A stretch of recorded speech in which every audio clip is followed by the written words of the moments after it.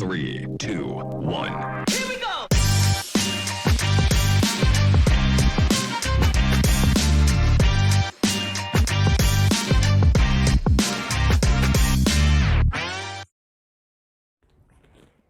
Ladies and gentlemen, it's Wednesday, and today's highlight video will check out some eateries we got to enjoy earlier this year. Stay tuned.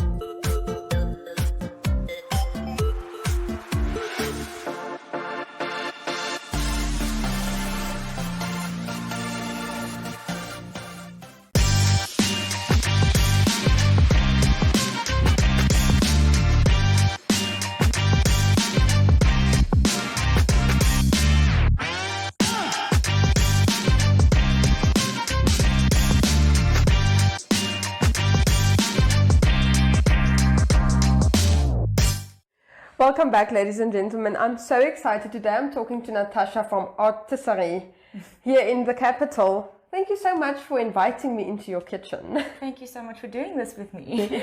I think it's so difficult sometimes to get into pastry chefs' kitchens because they don't want to show you all their techniques and stuff. So I'm so excited because I like baking for my babies, and so it's so nice for me to actually see how it's done. Oh, that's wonderful. No, and I love to share expertise because that's what we have to do. You scratch my back, I scratch yours, and that's the whole pastry industry is a training. And especially in Namibia, where the industry is so small, we have to take hands. We do. No, we 100% have to. Can you tell us, when did your business start? So my business actually started in 2018. I took kind of like a gap year after I finished working at my previous job, and then I did all my branding and all of that and found my name, and then did a few cakes here and there, but then I put that on hold for a while because I needed to explore a little bit more out of life. And then I basically came back from South Africa this year, and then I came back in March, and that's where I hit the ground running with Artiserie, and that's where I started this year, March. That's amazing. Yeah. What can clients expect? What comes out of your kitchen? Well, I do a lot of different things. I do a lot of catering for sweets and dessert tables. So things like brownies and macaroons and cookies, iced cookies. And I do a lot of boxes for event days like Mother's Day and Father's Day, which is actually surprisingly very, very popular here in Windhoek. That's so much fun for me. And then obviously birthday cakes, wedding cakes, anniversary cakes, all these elaborate cakes that we can do and we decorate beautifully. And just, I just love making memories for people. Yeah. What do you love about being in the kitchen and baking? It's a complete passion of mine. I started a love for pastry when I was very small. Well, pastry baking, when you iced cookies and you ate all the icing and all that. And I had a passion for art. And I actually just combined my passion for art and my hobby for baking. And that's first of all where Artiserie comes from. It's about creating memories for people, and I love challenging myself and competing against myself all the time because I always want to do better, and if there's something that I can't do, I will work so hard until I can get it right because I have to get it right. But that's the thing, especially when baking. We just spoke about it off camera. When you overcook the steak, you can just grab a new one. But when you made a mistake when baking, you have to redo everything. You have to, yes. And I think that's where it comes in, where you challenge yourself to do better. Yes. And to get that meringue to set. Exactly, precisely. And I will never give a client something that's subpar. I will work through the night if I have to get it completely right so that my client gets the best of the best. What was the biggest mistake you've made in the kitchen? Oh, wow. The biggest mistake I've made in the kitchen. Well, I mean, there are many, many times where you would do something and then, like for example, when I was the soup pastry chef at Dallegraf, there were many situations where if something didn't set and that dessert is going out that day. And that's where the term spinning comes from, because you literally spin the whole day long and you are you're just very focused and you look very mean. That's why pastry chefs have this reputation of looking and being quite mean. It's just because you're focusing so hard to get this thing right. But yeah, things like that, or a cake collapsing. That's happened before, thank goodness, not with the client, but before the delivery. Yeah. And then you have to beg and say, can we please do a delivery tomorrow? Because there's a little bit of a kitchen crisis at this time. But that's only happened once. And you learn from that and you don't allow it to happen again. Well, it's nice to know you can learn from your mistakes, yes. And luckily we are in the position to redo some. Sometimes. Oh yes, exactly. And you don't have to tell your client everything either. They don't have to know everything. They don't have to know. All they need to know is that final product, that's perfect. They don't need to know the rigmarole, all the stress behind how you got that product to be perfect. Okay. Where does your passion come from? Is this something that runs in the family? No, it doesn't run in the family at all. Sorry, Mom. No, it's just we grew up in the hospitality industry, and I think that had a big influence on me. And when I was small, I was always in the kitchens at the hotels and saw and always baked with them and saw what they were doing, and was so intrigued by this whole concept. And yeah, it was just also with the artistry. And I mean, if you look at a cake like that, it's art. It's not. Yes. It's not just a cake. There's a lot of work and a lot of passion. And do you have a good support system? I have an incredible support system. I mean, this used to be my dad's study. And I was like, I need a bigger space. I need a space on my own to be able to do things. I need my things around me. And he graciously offered me his study so that I could make this into a studio. And what happened was, after I left Dale, then I did a collaboration with a friend of mine with Cake Me Happy. She's in South Africa. And I realized doing this, or starting Artiserie in Cape Town, it was a lot harder because I didn't have my support system with me. And moving here, it was just, I knew I would hit the ground running, and I really did, because I've got my friends and my family, and they have really carried me through, especially in these beginning months. They really have carried me through, and I'm very grateful. And it's amazing, especially when you don't follow in your parents' footsteps. Yes. For them to actually allow you to be your own person and to do what you love. Oh yes, no, they are very big supporters in that regard. They're just like, do what makes you happy, be passionate about whatever you do, and just we'll be there in the scenes, behind the scenes. I love parents who are like that, because my parents were like that as well. Great. Yeah. That's fantastic. No, I love them. Thank you so much for your time. Welcome back, viewers. Today I'm talking to Robert from Roberto's Wood-Fired Pizzas. Thank you so much for having me. Oh, thank you very much for joining us. Quickly tell us, how did Roberto's start? Well, we started out of our kitchen during hard times. We were in the building industry, so back in 2017, during some tough times, we thought what we could do from home, and we love food, so it was, and pizza obviously. So it's with a bit of research, quite a lot of research, we were able to put together the start of the product that we've got now, which is still developing. And we got a good reception. We started with a market once a month, and we delivered some pizzas from home. My wife was pregnant at that stage, and she delivered some pizzas there at a decent time. So Okay.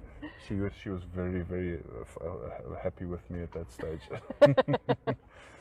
And then it just sort of grew slowly from there, and only in the last 2 months we've gained a bit of momentum and increased our opening hours, and we do 4 hours a day, 3 times a week now. Okay. And people enjoy our product. We've learned a lot, and it's a unique product as far as Namibia is concerned.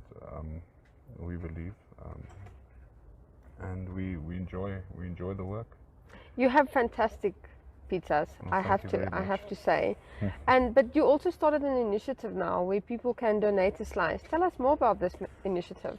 We were hanging around here, and we thought, how can we help the frontline workers? And it was sort of a very ambitious idea, and we got a good response from our client base, and we were contacted by some reasonably big donors, and said, how can we become involved? And then we contacted some more people in the food industry, and they were all keen to help.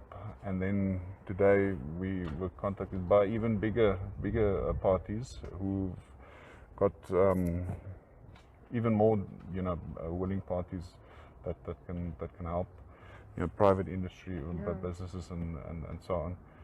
And we hope to really make a difference. We don't know how long this situation is going to continue, and if anything can come of this, and we can just help the people who are helping the people affected by this, then it's a great thing.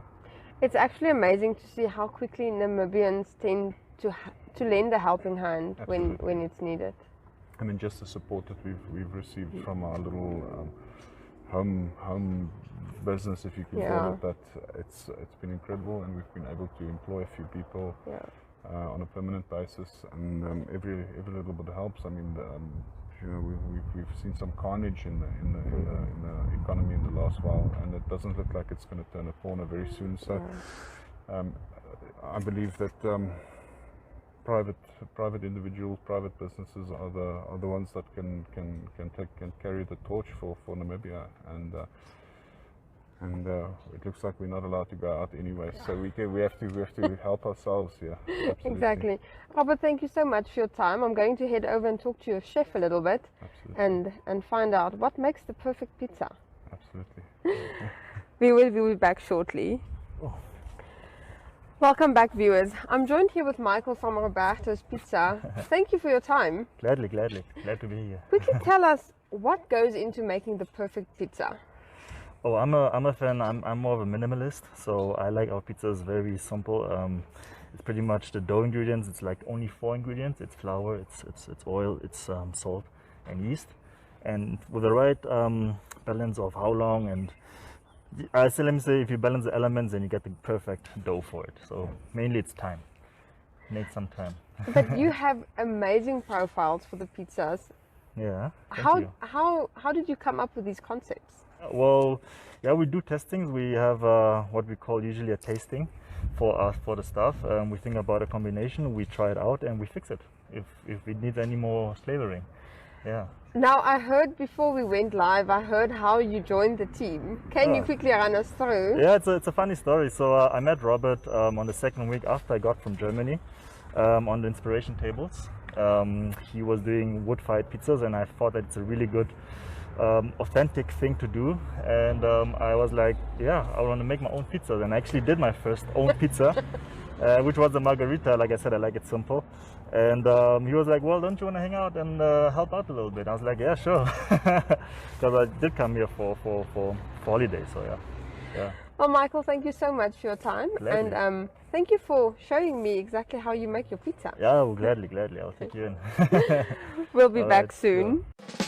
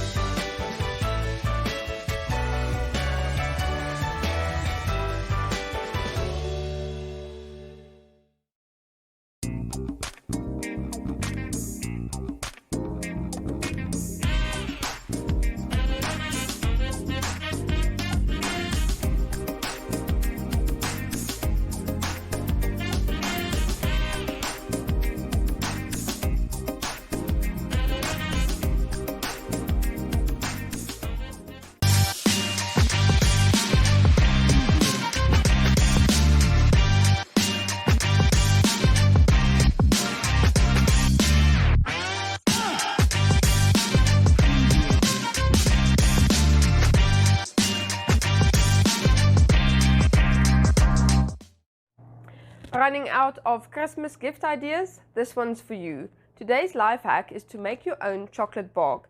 Simply buy plain milk or white or dark chocolate and mix in anything edible that the recipient enjoys, from caramelized popcorn to nuts, and maybe add some glitter. You know, the edible kind. Next up, Jeanette Diergaard with your Flex Minute.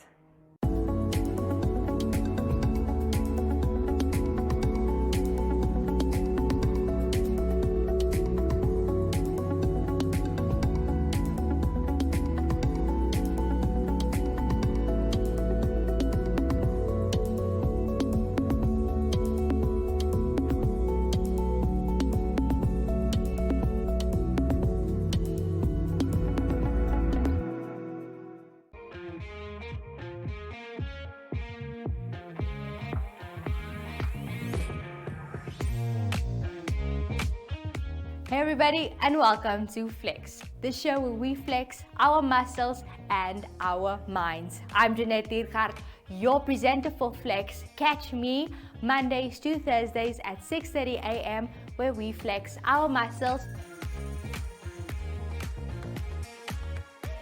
And on Fridays at 5:30 p.m. where we will be flexing our minds. We will be talking to wellness experts and fitness experts as they share their story and ways to keep you fit. We will also share your story on fitness and on wellness and of course beauty.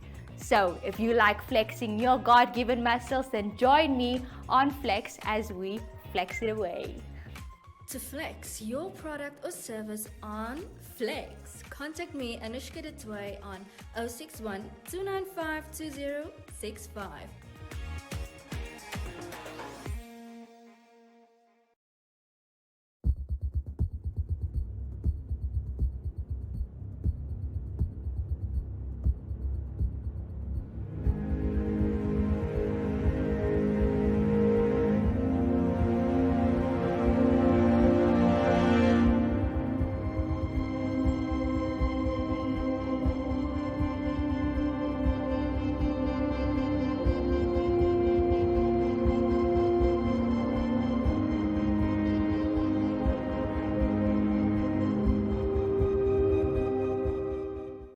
Well, ladies and gentlemen, another one bites the dust.